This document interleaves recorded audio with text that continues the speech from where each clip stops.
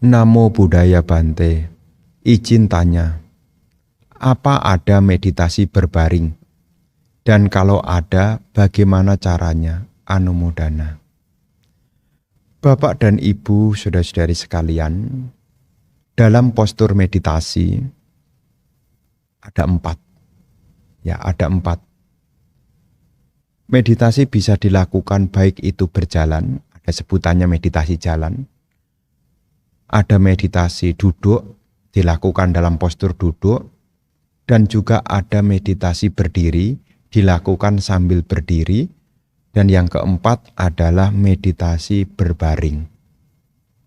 Meditasi berbaring itu dilakukan ketika kita sudah tidak mampu untuk yang 3. Sudah tidak tahan duduk, tidak tahan berjalan, sudah tidak tahan berdiri, maka opsi yang terakhir kita bisa menegakkan perhatian dengan mengambil sikap, yaitu berbaring.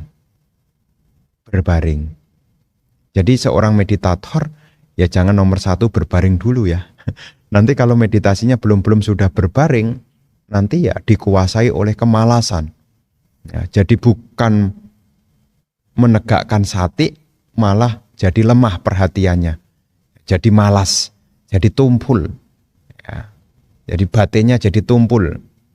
Jadi opsi yang terakhir, kalau sudah tidak bisa berjalan, tidak bisa duduk lagi, sudah tidak mampu berdiri lagi, barulah mengambil sikap berbaring. Ya, sikap berbaring.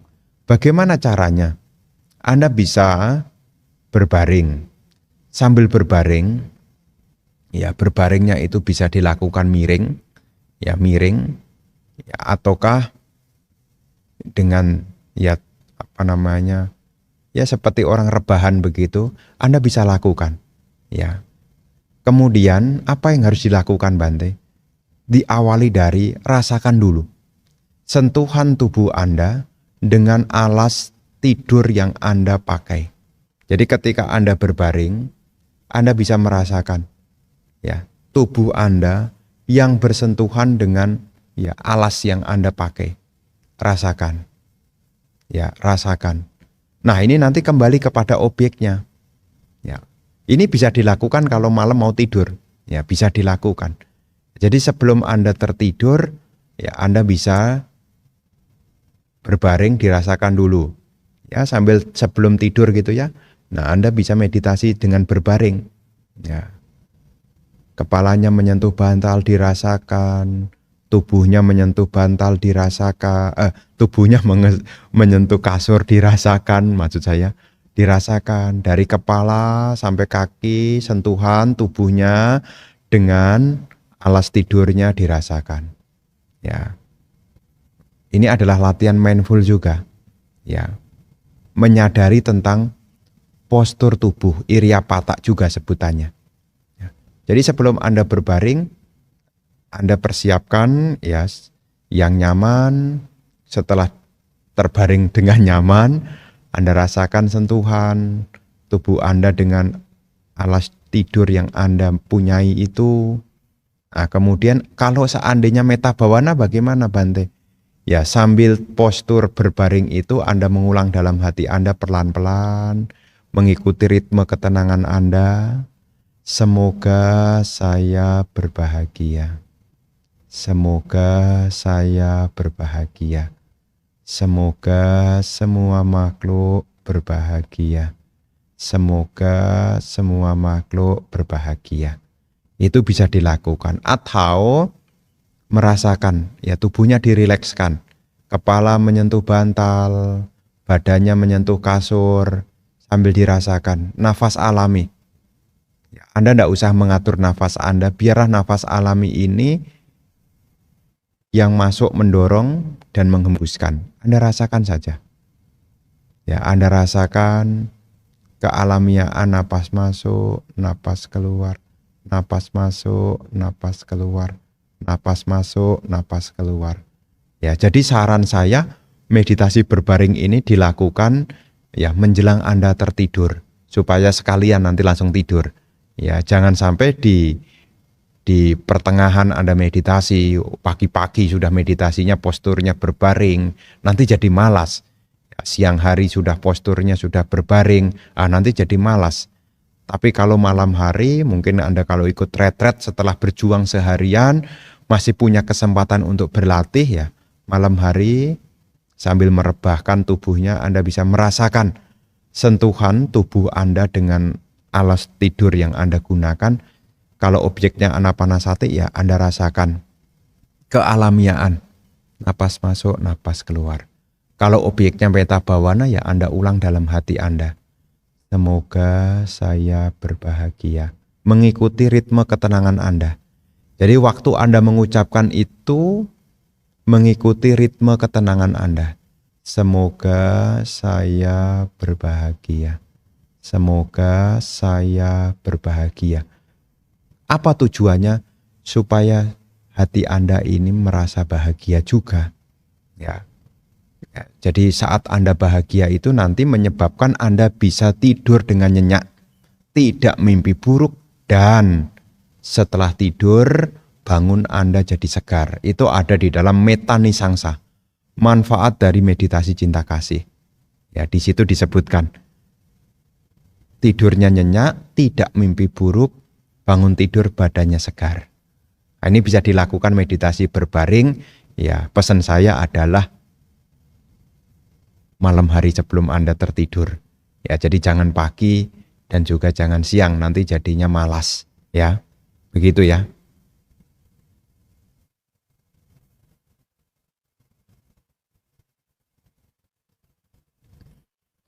Malam Bante, baru viral, anak 4 tahun Sukabumi yang malah didiagnosa ternyata cacingan sampai meninggal gara-gara cacing keluar dari hidung. Apakah ini karma buruk berbuah ya? Anak, apakah ayah ibunya juga karma buruk? Terpikir dalam pikiran begitu menyeramkan. Apakah saya pernah mengalami hal yang sama mengerikan ini dalam pengembaraan lama di samsara? Berkenaan dengan hal ini, setiap orang mewarisi karmanya masing-masing. Jadi apa yang dialami oleh anak ini secara dhamma, ini juga tidak lepas dari buah dari karma masanya yang sudah berbuah. Kalau dipelajari, ya banyak sebab, dan salah satunya adalah masaknya karma. Ya, salah satunya, bukan satu-satunya ya, salah satunya. Kemudian apakah ada hubungannya dengan orang tuanya? Ya tentu pasti ada. Apakah orang tuanya di sini melakukan karma buruk? Ya tergantung dari niatnya. Karena lagi-lagi disebut karma itu adalah cetana. Kita tidak bisa menilai ya hanya karena tindakan. Yang menjadi ukuran karma itu adalah cetananya. Begitu. Apakah kita pernah mengalami seperti ini? Ya kita tidak tahu karena kelahiran dalam samsara ini banyak sekali. Kita tidak mampu mengingatnya. Apakah kita pernah atau tidak? Kita tidak tahu. Jangankan mengalami seperti ini, bahkan kita juga tidak mampu mengingat sudah berapa kali kita terlahir di dunia ini. Ya. Tapi yang jelas, kenapa hal ini menurut kita menjadi mengerikan? Salah satunya adalah persepsi. Ya, persepsi. Persepsi itu adalah pelabelan yang kita maknai sendiri. Ya. Kalau kita merenungkan tentang hakikat tubuh ini, Ibu Bapak, memang tubuh ini adalah sarang dari penyakit. Dan tubuh ini ketika meninggal, tubuh ini pun juga akan dimakan oleh belatung juga. Ya. Jadi dalam kehidupan ini, ya, tapi kasusnya ini adalah kalau meninggal, kita tahu kok kalau meninggal ya akan dimakan oleh belatung. Ya. Kenapa? Memang ada kondisi karena tubuh ini ada dagingnya, ada airnya. Kelembaban itu memunculkan munculnya serangga. Ya, seperti nyamuk, seperti kecoa, kok kecoa, seperti lalat maksud saya. Ada nyamuk, ada lalat, kemudian ya kelembapan-kelembapan, ya seperti ada serangga yang di mangga itu karena ada kelembapan maka di situ ada benih, muncullah yaitu benih-benih yang kita sebut dengan cacing itu. Jadi dalam tubuh kita ini karena ada unsur air, ada dagingnya unsur tanah, maka di situ bisa memunculkan yaitu ya cacing. Ya seperti tubuh yang kita miliki, tidak hanya mengacu kasus yang Anda ceritakan. Tubuh siapapun akan mengalami hal yang sama. Ya, ketika kondisinya ada, maka itu bisa terjadi. Ya bukan mengerikan sebetulnya. Karena akan dialami semua yang punya tubuh. Tidak hanya manusia, binatang pun juga sama. Ya, binatang pun juga sama. Ya, ketika Anda punya binatang, ya binatang itu pun juga bisa. Ya, karena kelembaban, tempatnya lembab, ya bahkan ada anjing begitu ya, ada umat punya anjing. Ya, kemudian anjingnya itu gemuk gitu ya, kemudian tempatnya lembab. Nah, kulitnya itu bisa ditinggali belatung juga. Ya, bisa saja. Kenapa? Karena kondisi begitu ya.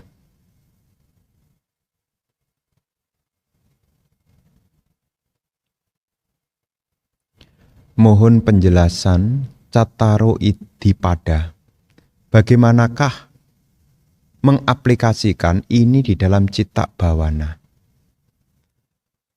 Ini pertanyaan yang bagus untuk kita yang ingin berlatih meditasi. Begini Bapak dan Ibu, Iddhipada ini adalah hal yang akan membantu kita. Yang dimulai dari apa? Yang pertama adalah canda. Canda ini akan mendorong kita ke arah yang akan kita tuju. Karena seseorang tidak akan bergerak kalau tidak ada minat, tidak ada ketertarikan. Yang dalam bahasa Pali sebutannya adalah canda. Ini adalah bagian dari Iddhipada, canda. Jadi ketika kita meditasi, kita harus memunculkan yaitu rasa ingin melakukan. Ada minat untuk melakukan. Jadi kalau di antara ibu bapak, kenapa meditasi kita tidak berkesinambungan, tidak diulang-ulang? Karena bisa jadi kita punya canda, minat untuk mengulangi itu tidak muncul. Ya, tidak muncul. Lantas apa Bante yang membuat seseorang muncul canda, muncul ketertarikan, muncul minat? Tidak lain kalau seseorang itu punya keyakinan. Karena keyakinan itu akan memiliki pandangan benar. Orang yang punya keyakinan, dia punya pandangan benar. Kalau orang itu punya pandangan benar, maka orang itu akan ada ketertarikan untuk praktek. Namanya canda. Ya, ini yang pertama. Jadi ibu bapak bagi yang belum tertarik untuk meditasi, ibu bapak harus memiliki pandangan benar dulu. Apa sih manfaat meditasi? Ini untuk apa? Untuk mendorong minat. Canda itu akan muncul kalau kita merenungkan tentang manfaatnya. Merenungkan tentang caranya. Ya, sudah tahu manfaatnya, sudah tahu caranya, ya canda ini akan semakin kuat. Ini yang pertama dalam Iddhipada, canda. Yang kedua adalah wirya. Kita harus semangat. Jadi ketika kita berlatih, ada semangat. Untuk apa Bante? Supaya kita bisa mengatasi, yaitu kemalasan. Ya, kemalasan dan kelambanan bisa diatasi dengan semangat. Ya, jadi ibu bapak, karena meditasi ini butuh praktek, praktek ini butuh semangat. Ya, jadi setelah ada minat yang muncul dari pandangan benar, dilanjutkan dengan praktek. Prakteknya dengan semangat. Nah, setelah semangat, yang ketiga, cita. Cita ini artinya fokus. Dalam meditasi, kita harus memegang objek itu dengan baik. Ya, contohnya misalnya, meditasi metta bhavana. Selama kita meditasi metta bhavana, fokus kita adalah pada pikiran cinta kasih yang diawali dengan mengulangi kalimat metta.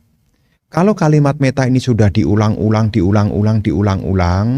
ini bagian dari cita. Jadi pikirannya fokus. Pikirannya itu tidak ya ganti-ganti. Ya, makanya istilahnya cita. Cita itu artinya pengarahan pikiran yang berkontinu, berkelanjutan, terus-menerus. Tidak ada hayalan, tidak ada lamunan, ya. Selalu ingat pada objek. Ya, cita itu artinya pikiran. Jadi kita harus berpikir pada objeknya terus-menerus. Ya, jadi kalau seandainya kita vipassana, ya kita mesti ingat objeknya. Dan kita harus ingat anicanya juga. Nah, ini cita. Yang keempat adalah wimangsa, kebijaksanaan. Ya, kebijaksanaan itu kita bisa mengevaluasi sejauh apa sudah kita kerjakan. Ya, ini akan berbicara tentang hasilnya. Wimangsa itu evaluasi. Apakah kita sudah mampu memahami tentang meta yang begitu berharga? Apakah kita sudah memahami tentang nama rupa yang anicca? Nah, ini bagian dari wimangsa. Nah, dalam latihan meditasi, sebelum sampai penyelidikan atau pengevaluasian wimangsa, seorang yogi harus mengawali yang pertama, ada ketertarikan. Ketertarikan itu muncul dari keyakinan. Kenapa kok keyakinan, Bante? Karena keyakinan itu yang akan melahirkan pandangan benar. Karena pandangan benar itu diibaratkan seperti kompas. Tahu arah kemana. Seseorang tidak akan melakukan sesuatu kalau tidak tahu arahnya. Bahkan seseorang juga bisa salah ketika dia tidak punya arah yang benar. Makanya keyakinan itu akan memunculkan pandangan benar. Jadi orang yang punya keyakinan itu dia punya pandangan benar. Dari pandangan benar itu dia akan berlatih, ada ketertarikan, ada minat. Ya, canda sebutannya, minat. Ya, setelah tahu untuk mewujudkan ini butuh semangat. Dan di dalam mewujudkan semangat itu butuh fokus, cita. Jadi pikirannya tidak bercabang, ya, fokus, cita. Dan setelah selesai, wimangsa, dievaluasi. Misalnya kita duduk meditasi 15 menit atau 30 menit. Selama waktu itu, kemana perhatian kita? Nah, ini perlu dievaluasi. Ya, perlu dievaluasi. Dari canda kita, dari semangat kita, dari fokus kita. Nah, dari sini kita akan tahu apakah selama meditasi kita dikuasai oleh pancaniwarana atau tidak. Jadi ketika kita meditasi, apakah kita masih diliputi oleh nafsu keinginan? Kesenangan indria apakah masih? Apakah masih muncul niat jahat? Apakah masih dihalang-halangi oleh kemalasan dan kelambanan? Apakah selama meditasi gelisah dan khawatir? Apakah masih ada yang diragu-ragukan? Nah, ini perlu dievaluasi. Mulai lagi dari awal lagi. Maka ketika kita berlatih, munculkanlah minat dulu. Namanya canda. Dan selama berlatih, semangat. Jangan takut menderita. Semangat. Jangan takut susah. Jangan takut menderita. Dan ketika sudah mengerjakan, totalitas, fokus. Ya, jangan pikirannya cabang sana, cabang sini. Dan setelah selesai ya dievaluasi. Begitu, ya.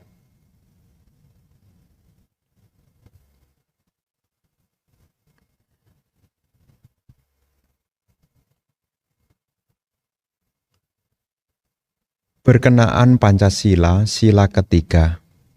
Jika keponakan saya yang baru pacaran, cium PDKT-nya, apakah itu sudah termasuk pelanggaran sila ketiga? Maaf, antara pintu mulut ke mulut sewaktu ketemu, apakah ini sudah pelanggaran? Dalam hal ini belum menjadi sebuah pelanggaran, tetapi ini bisa menjadi sebab terdekat. Ya, bisa menjadi sebab terdekat. Ya. Jadi Meskipun bukan sebuah pelanggaran, tetapi ini sudah menjadi sebab terdekat. Ya, artinya sudah mendekati arah pada pelanggaran sila ketiga. Selama dia belum resmi menjadi pasangan hidup yang diresmikan secara agama maupun secara keluarga, ya, seseorang itu ya bisa mengarah pada pelanggaran sila. Dimulai dari mana? Ya dari hal-hal yang menjadi sebab terdekatnya. Salah satu sebab terdekatnya adalah ya kontak fisik. Ya, maka di sini sebagai orang yang hidup di era modern harus berhati-hati untuk jaga diri. Ya, jaga diri karena nanti kalau tidak jaga diri nanti yang rugi ya diri sendiri. Ya sebagai mungkin saudara mungkin bisa memberitahu kalau memang umurnya belum cukup, ya mungkin juga bisa mengedukasi tentang pendidikan, ya tentang seksualitas, ya tentang pendidikan, tentang bahaya-bahaya yang akan terjadi ya, jika tidak diwaspadai dari jauh-jauh hari. Kalau belum cukup umur, pentingnya edukasi, ya.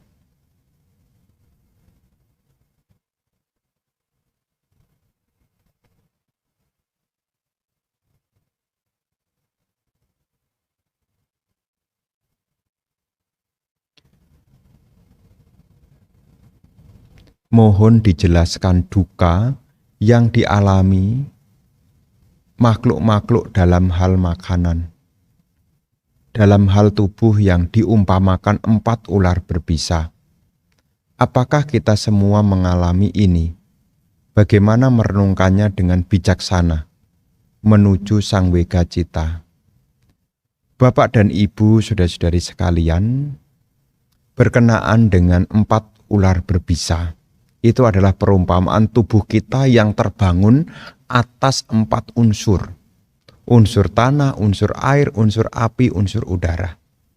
Jadi ketika kita tidak merawat tubuh kita dengan baik, maka kita akan sakit. Ya.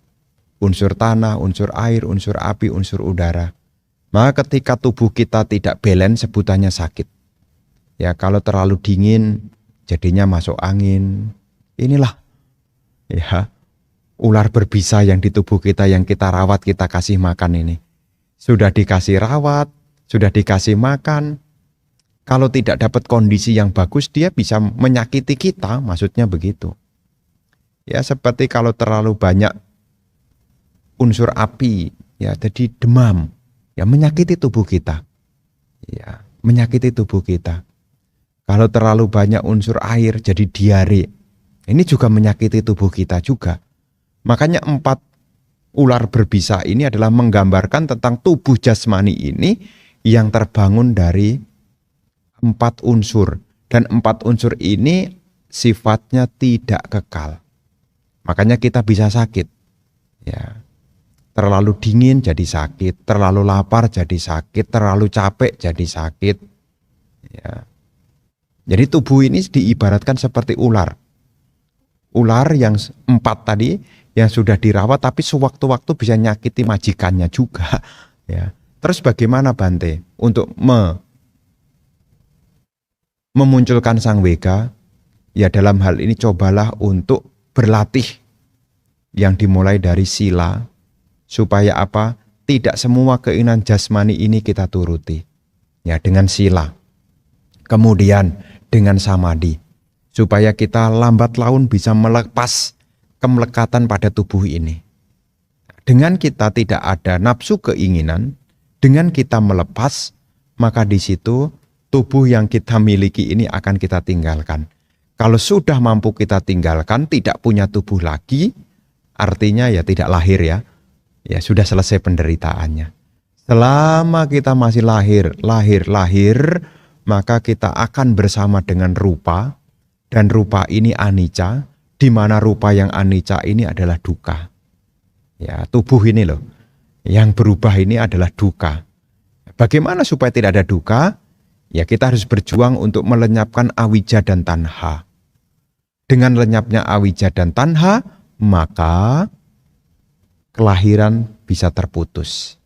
Caranya bagaimana? Sila samadipanya. Itulah cara untuk memutus rantai kelahiran berulang-ulang.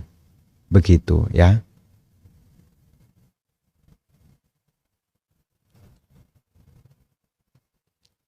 Nah, masih ada lagi. Untuk hukum anicca ada yang bilang, maksudnya apa nih? Dewadatta yang jahat bisa jadi paceka Buddha. Angulimala bisa jadi arahat. Apakah demikian adanya? Berkenaan dengan siswa Arya ini tentang Bante Angulimala, beliau bisa menjadi seorang arahat karena beliau sudah sempurna, paraminya sudah cukup. Sehingga cukup dikasih tahu saja sudah bisa mengerti Dhamma. Ditambah lagi karena ada sama Sang Buddha. Ya, jadi ibu bapak jangan punya pengertian bahwasanya wah kalau begitu ndak usah repot-repot latihan Bante. Ya, bukan begitu. Maksudnya apa? Beliau-beliau ya seperti misalnya Bante Dewadatta. Kenapa Sang Buddha kok menyebut nanti akan menjadi seorang paceka Buddha? Sewaktu beliau menjadi seorang biku, sebetulnya awalnya sudah bagus latihannya. Karena Bante Dewadatta itu juga punya abinya, tapi sifatnya lokia duniawi. Belum asawa, ya belum memotong pengotor batin. Asawa kayak nyana belum. Masih lokia, masih duniawi. Nah, ketika beliau punya kemampuan, nah timbul keiri hatian. Nah, mulailah timbul ketidaksukaan dengan Sang Buddha. Dan disitulah yang membuat karma buruk berupa aku salah garuka kama. Tapi sebelumnya sudah berlatih dengan bagus. Buktinya apa? Mampu punya abinya. Karena kalau punya abinya itu, ya orang itu awalnya pasti, ya dia sudah punya dasar samadhi yang bagus. Tanpa adanya samadhi tidak mungkin punya abinya. Tetapi karena pandangan keliru yang menyebabkan ia melukai Buddha, makanya jatuhlah di alam neraka awici. Ya, karena melakukan aku salah garuka kama. Sedangkan untuk Bante Angulimala, setelah disadarkan oleh Sang Buddha tetap berlatih kok dalam cerita kan tetap berlatih. Bukannya tidak berlatih ya, tetap berlatih. Jadi kita sebagai umat Buddha ketika mendengar, maka kita perlu membaca histori lengkapnya. Supaya apa? Tidak salah mengerti. Jangan sampai kita menyimpulkan, kalau gitu enggak usah latihan, wong buktinya bisa kok. Nah ya bukan begitu ya. Kan ada hukum ketidakkekalan. Ya. Semua memang ada hukum perubahan, tetapi perubahan menuju hal yang baik itu butuh sama wayama, butuh usaha. Tidak ada yang muncul tiba-tiba. Ya. Termasuk juga nanti kalaupun beliau Bante Dewadatta lahir kembali menjadi manusia, menjadi paceka Buddha sekalipun, itu pun juga tetap ada usaha, bukannya tanpa latihan. Ya, jadi sebagai orang yang berkeyakinan kita tahu bahwasanya kesucian itu adalah hasil dari praktek. Patik weda, penembusan dhamma itu adalah hasil dari patik-patik. Dan patik-patik itu juga hasil dari pariyati belajar. Ini tahapan. Pariyati, patik-patik, dan patik weda. Begitu penjelasannya. Ya semoga bisa dimengerti.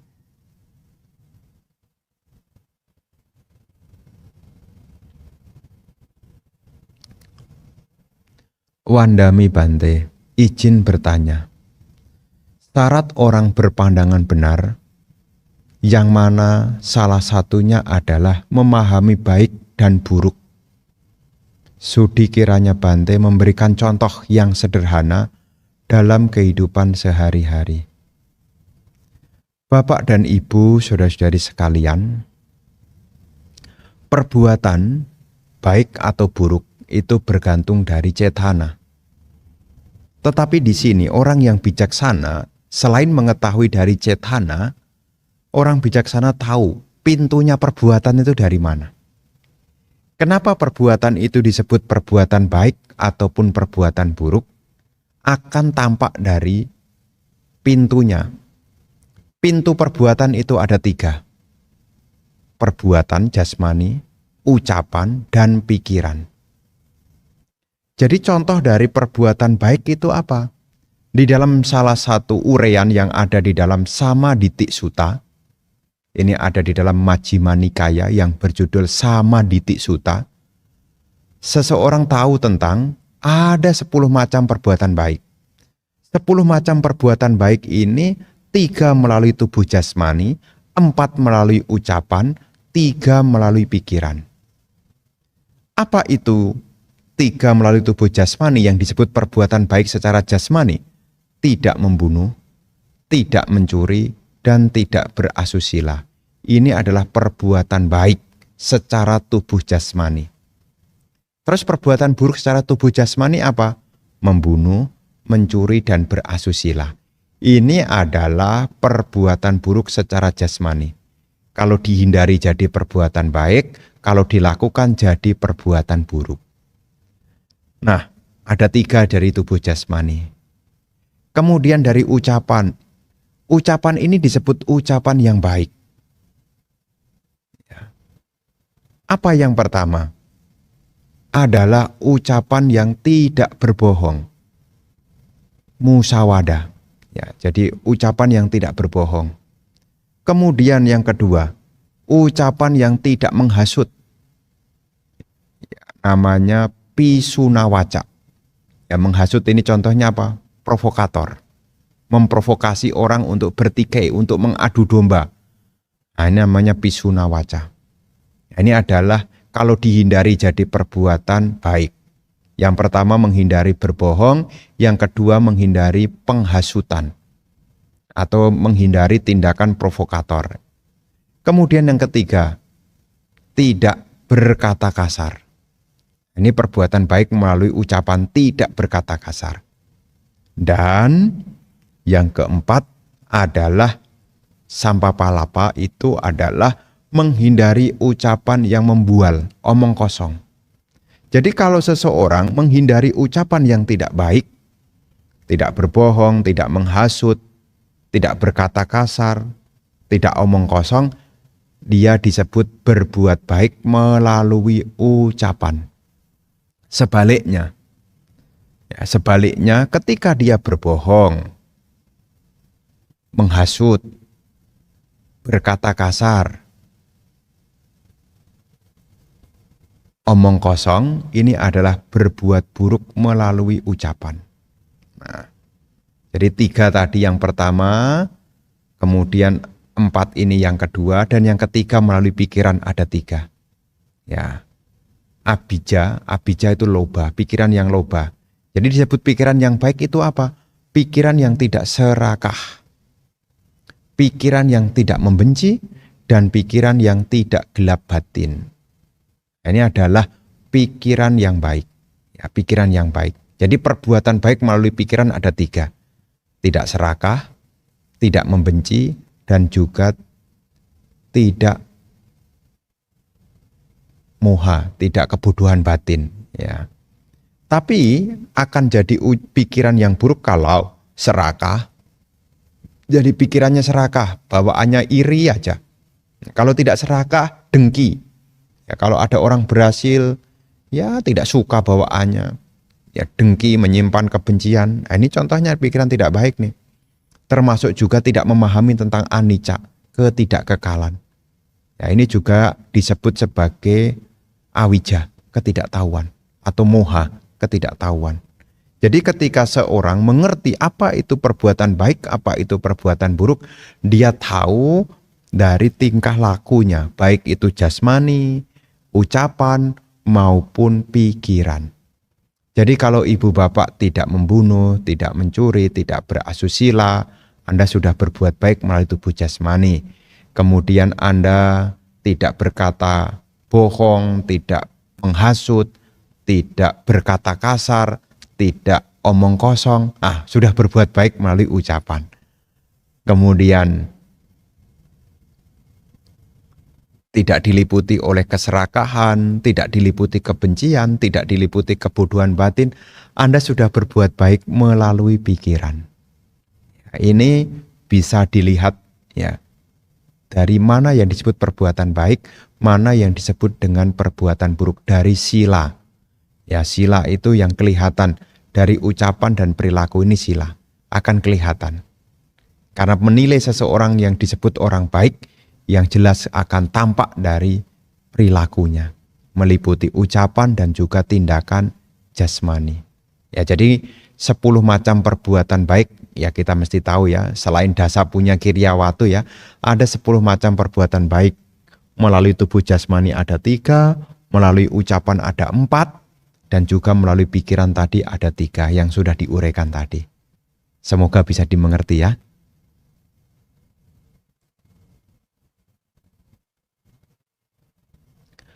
Namo Buddhaya Bante, izin bertanya.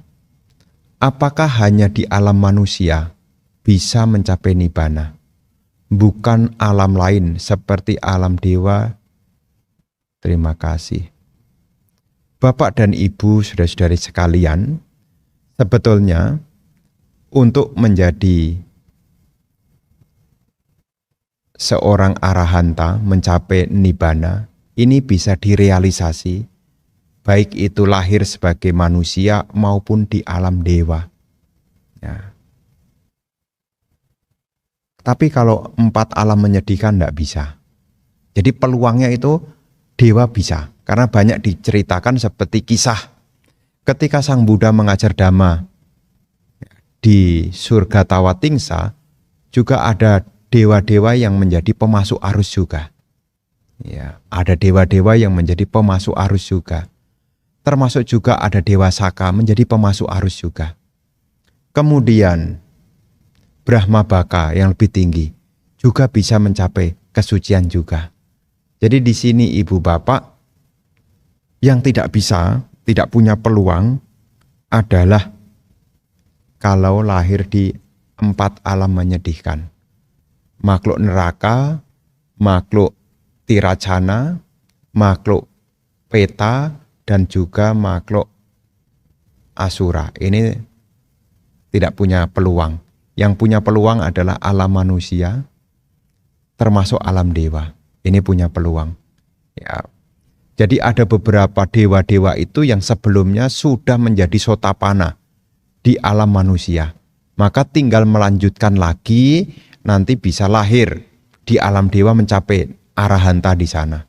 Termasuk yang lahir di alam Sudawasa menjadi anagami. Ya, alam Brahma Sudawasa. Nah, itu nanti mencapai ke arahatannya di sana, mencapai nibbananya di sana. Jadi tidak selalu di alam manusia, di alam dewa pun juga bisa.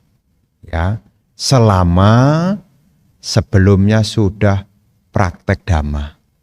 Ya, sila samadhipanya, sila samadhipanya. Ya, nanti tinggal memiliki pandangan benar, ya, menjadi seorang pemasuk arus. Nah, kalau sudah menjadi pemasuk arus, ya tinggal mengembangkan. Karena pintu awalnya itu adalah pemasuk arus dulu. Ya, kalau sudah jadi dewa-dewanya menjadi pemasuk arus, ya lebih cepat. Ya. Tapi sebelum menjadi pemasuk arus, peluang paling besarnya untuk jadi pemasuk arus ini di alam manusia. Ya, peluangnya. Itulah sebabnya kenapa seorang Buddha juga untuk menjadi Buddha, dari Bodhisatta menjadi Buddha. Kenapa Bodhisatanya tidak di surga Tusita mencapai kebudaannya, Bante? Peluangnya itu memang untuk melihat duka itu ya paling jelas adalah dari alam manusia. Ya. Dan alam manusia tidak menderita sekali seperti yang terlahir di alam apaya. Makanya seorang Buddha itu sebelum sempurna, ketika masih menjadi Bodhisatta untuk yang terakhir kalinya, ya seperti Buddha Gotama ini adalah menjadi Pangeran Siddhartha ini, ya lahirnya di alam manusia, bukan di alam dewa. Begitu. Karena untuk melihat tentang, ya ada 3 utusan. Tua, sakit, mati. Ini akan menjadi sangwega. Muncullah yang keempat pertapa, yang menjadi petunjuk pada sang jalan. Nah, ini muncul dalam diri seorang Bodhisatta. Terakhir kalinya sebelum menjadi seorang Buddha, akan melihat utusan dewa ini sebutannya, Dewa Duta sebutannya.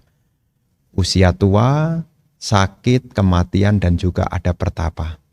Itu yang dialami oleh Pangeran Siddhartha. Jadi untuk menjadi Buddha ya dari alam manusia. Tapi untuk mencapai Nibbana tidak selalu dari alam manusia, bisa di alam dewa juga. Ya, lahir di alam dewa juga bisa selama bertemu dengan Buddha Sasana. Itu kata kuncinya. Selama bertemu dengan Buddha Sasana. Kalau tidak ketemu Buddha Sasana juga tidak bisa. Ya.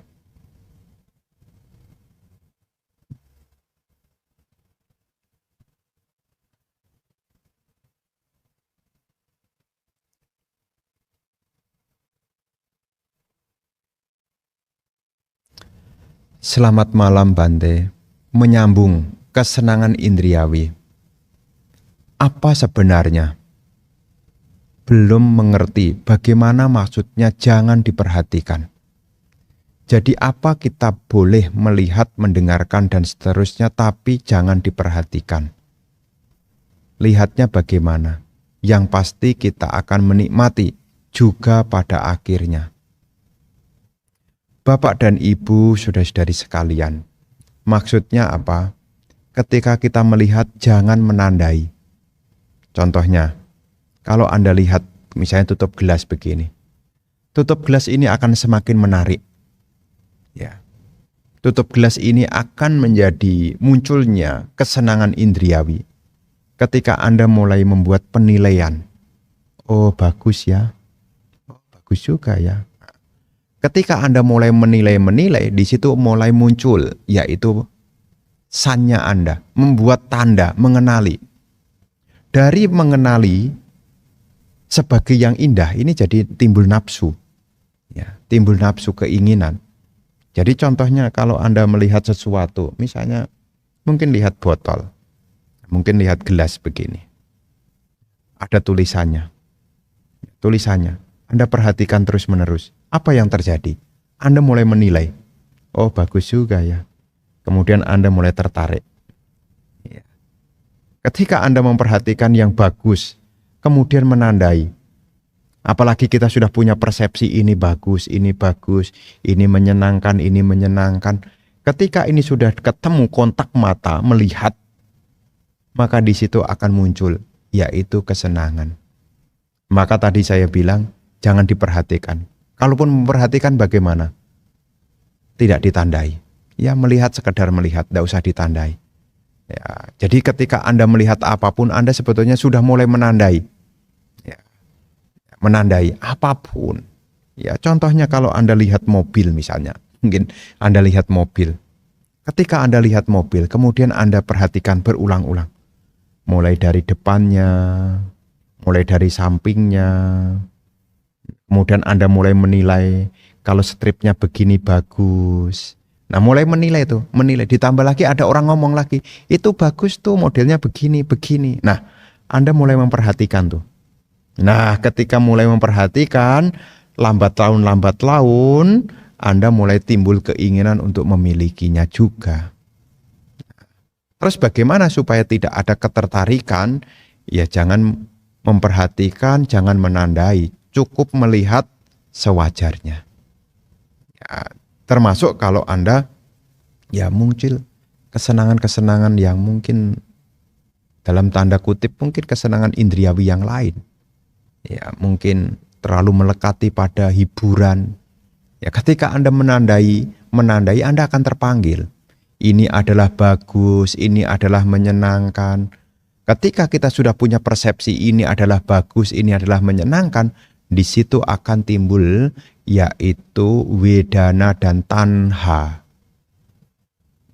Jadi dari persepsi sebetulnya. Ya. Kenapa sih kok kita tertarik sama seseorang misalnya? Sebenarnya kan sama sebetulnya. Kita juga punya tubuh, orang juga punya tubuh.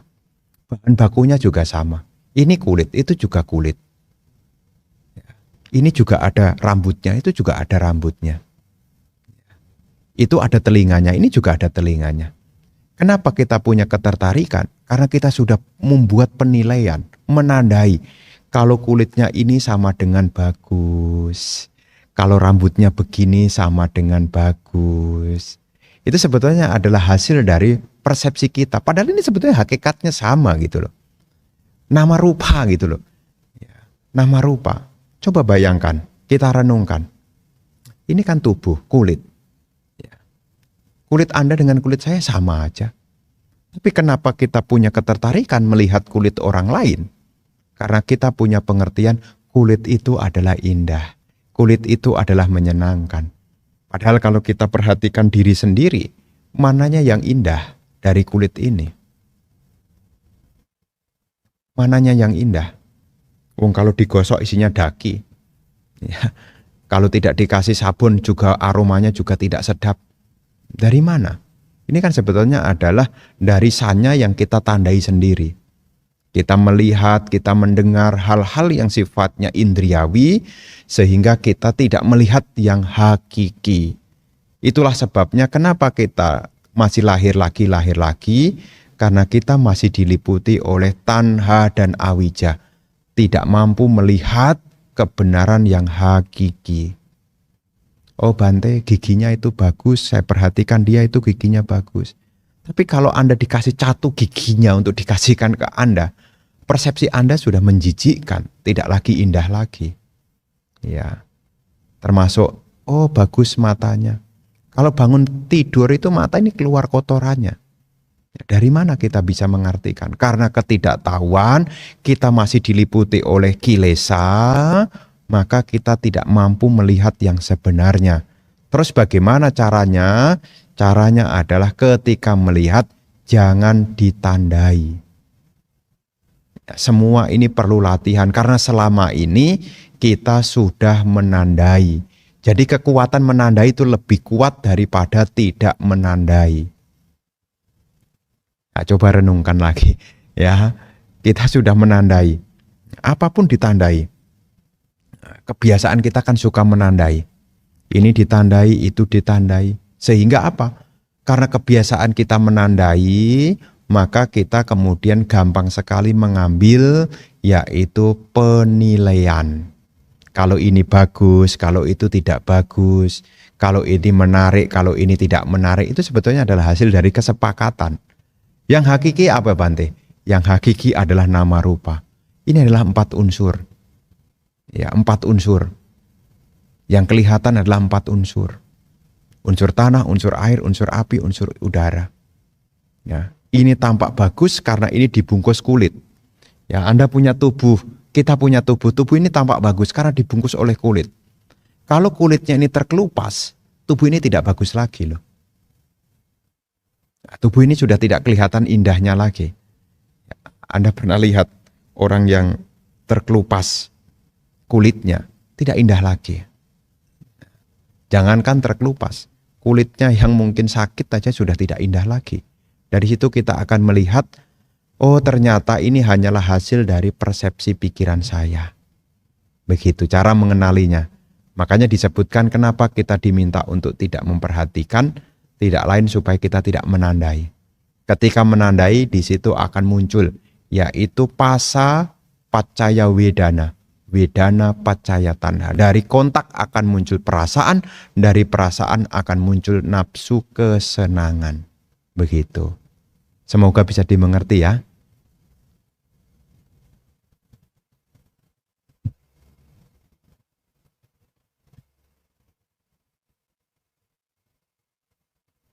Malam Bante. Orang yang menerima suap bisa dikategorikan melanggar sila. Tapi bagaimana dengan yang memberi suap? Apakah juga melanggar sila? Karena dia tidak mengambil milik orang lain.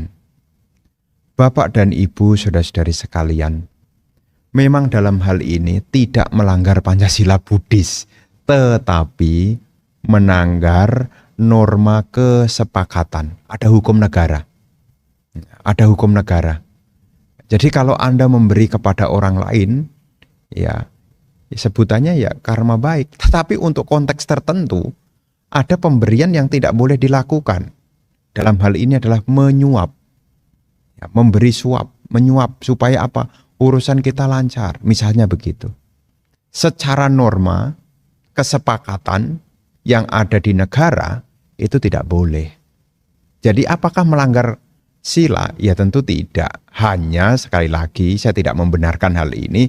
Hanya saja kalau jadi pejabat menerima suap itu sebetulnya sudah ingkar janji. Ya, sudah ingkar janji. Ya, jadi niatnya dia mengabdi dengan setulus hati, tetapi tidak menjadi tulus karena tidak menerima. Nah, ini kan kembali kepada attitude, tidak bekerja dengan sungguh-sungguh. Ya, tidak bekerja dengan sungguh-sungguh. Dan biasanya ini dilakukan karena tanha. Ya, tanha. Tanha itu adalah penyebab kemunculan penderitaan. Bisa jadi orang yang menyuap itu memang tidak melanggar sila, tetapi karena tanha juga bisa. Ya, bisa juga. Dan itu semua ada konsekuensinya. Karena kalau disebut melanggar sila kan, ya kalau sila ketiga ada barang-barang punya orang. Ya.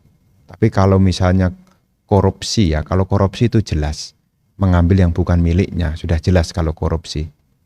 Kalau korupsi itu sudah jelas. Tapi kalau menyuap, ya yang menerima, nah kecuali ini ada transaksi, kita harus pelajari konteksnya ya. Harus lihat dulu bagaimana arusnya. Ya arusnya bagaimana, alurnya bagaimana. Apakah ini proses menyuapnya ini dilakukan untuk menjebak? Apakah proses melakukannya ini karena loba? Ya, banyak sebab ya, banyak sebab. Maka kita harus lihat dulu. Ya. Tapi yang jelas ya bukan mencuri, ya bukan mencuri, tetapi ini sudah melanggar sila. Sila dalam attitude kemasyarakatan. Apa? Ya kalau dia merugikan banyak ya dia bisa terkena hukum negara. Terkena hukum negara, bisa ke penjara juga. Maka di dalam masyarakat itu kebenaran ini ada yang sifatnya lokal. Ada yang sifatnya berlaku secara menyeluruh. Maka ketika seseorang menerima suap, itu sebetulnya kalau dilihat, kalau kita lek gitu ya, sesuai dengan pelanggaran sila, ya bukan pelanggaran sila kedua. Tetapi nanti bisa mengarah pada pelanggaran sila kedua juga. Memang pada saat memberi sih tidak, tapi setelahnya kan kita tidak tahu. Setelah menyuap dia bisa mengambil sebanyak mungkin tanpa memedulikan yang lain. Artinya apa? Mengambil haknya orang lain. Jadi itu pelanggaran sila kedua. Nah, tapi kalau proses ngasih saja sih tidak. Tapi setelahnya ini akan munculnya mencuri. Misalnya pengadaan yang kita tahu ya, yang kita sudah tahu semua. Ya mungkin ya mestinya itu jatahnya untuk orang miskin. Kemudian dia kerjakan, dia bisa mengerjakan, akhirnya apa? Jatahnya orang miskin terambil. Artinya apa? Jadi sila kedua juga. Ya, mengambil barang yang tidak diberikan juga dalam hal ini. Tapi proses ngasih yang pertama sih tidak. Tapi nanti lanjutannya bisa mengarah ke sana. Ya, jadi suap ini memang tidak langsung tetapi menjadi sebab terdekat ya dari pelanggaran sila kedua. Mengambil yang bukan haknya. Dan ini juga menjadi problem. Ya, pembangunan akan hancur. Masyarakat tidak berkembang. Kenapa? Karena tidak ada pemerataan. Ya. Dan memang di dalam Manggala Sutta ya disebut ketika jadi pejabat, jadi masyarakat ya, bekerjalah dengan sungguh-sungguh. Tanpa mengambil haknya orang lain. Ya memang kadang-kadang ya karena tanha itu loh. Ya, karena tanha, karena nafsu kesenangan, ya menjadi lupa. Menjadi lupa. Ya, begitu ya penjelasannya ya. Semoga bisa dimengerti ya.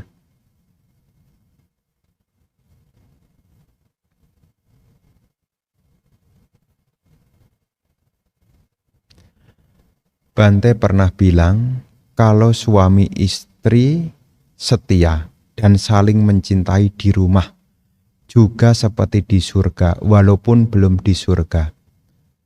Kok Bante paham banget? Ya, karena itu di rumah tangga yang saya rasakan sekarang. Saling mencintai tidak pernah bosan, saling memuji dan bersyukur atas satu sama yang lain. Rasanya benar-benar di surga. Tapi Bante pernah bilang persis seperti yang saya rasakan. Kok Bante bisa relate sekali dan tidak rumah tangga. Bapak dan Ibu saudara-saudari sekalian, di dalam sutta itu sebetulnya ada. Kalau seseorang menjalankan apa yang ada di dalam Siggalowada Sutta, apa yang menjadi kewajiban suami, apa yang menjadi kewajiban istri itu dikerjakan, maka hidup harmoni itu bisa dirasakan. Hidup harmoni itu dirasakan. Ditambah lagi misalnya, ada di dalam, ini biasanya kalau pernikahan ya, ceramah pernikahan ya, pasangan ideal. Apa itu? Sama sada, sama sila, sama caga, sama panya. 4 hal ini kalau dimiliki, suami istri kalau memiliki ini dalam hidup, dia punya sila, kalau dia punya keyakinan sada, dia punya sila, dia punya caga, dia punya sama sila, sama sada, sama sila, sama caga, sama panya, sama di dalam kebijaksanaan. Kalau orang punya 4 kualitas ini akan lahir di alam surga, masalahnya Bapak Ibu. Kalau ibu bapak punya keyakinan, punya sila, gemar memberi, tidak kikir, punya kebijaksanaan, mengerti hidup ini tidak kekal, pikiran Anda akan tenang, hidup Anda penuh dengan kebajikan. Setelah hancurnya tubuh jasmani, dengan 4 kualitas ini, Anda bisa lahir di surga. Sada, sila, caga, panya. Sada itu keyakinan, sila itu perilaku yang bagus, caga itu kemurahan hati, panya itu kebijaksanaan. Jadi kalau sekarang, maka saya bilang sekarang seperti di surga. Kenapa? Karena ini adalah kualitas untuk lahir di surga masalahnya. Ya. Kalaupun kita belum mencapai kesucian, ya, kalaupun kita belum mencapai kesucian, kita tidak mungkin jatuh di alam menderita. Kalau kita punya 4 ini. Ya, seperti keyakinan, contohnya siapa Bante? Ada kisah Mata Kundali. Ya, dia lahir kembali di surga. Kemudian sila, banyak diceritakan siswa-siswa Sang Buddha yang punya sila. Ya, seperti Upasaka Dhammika punya sila, Upasaka Dhammika juga punya dana, lahir kembali di alam surga. Terus kemudian ada perumah tangga seperti Anathapindika yang sudah menjadi pemasuk arus, lahir di surga juga. Jadi 4 hal ini sebetulnya menjadi jaminan. Kalau umat Buddha meninggal, pasti lahir di alam surga. Tidak mungkin jatuh di alam menderita. Kalau dia punya keyakinan, punya sila, jadi sehari-hari perilakunya baik, dia tidak kikir. Kalaupun ada hal-hal yang tidak berkenan, bisa melepaskan. Ya, kenapa kok bisa melepaskan? Karena dia punya kebijaksanaan, mengerti hidup ini tidak kekal. Ada omongan yang tidak menyenangkan, tidak disimpan dalam hati. Kenapa? Dia mengerti hidup ini tidak kekal.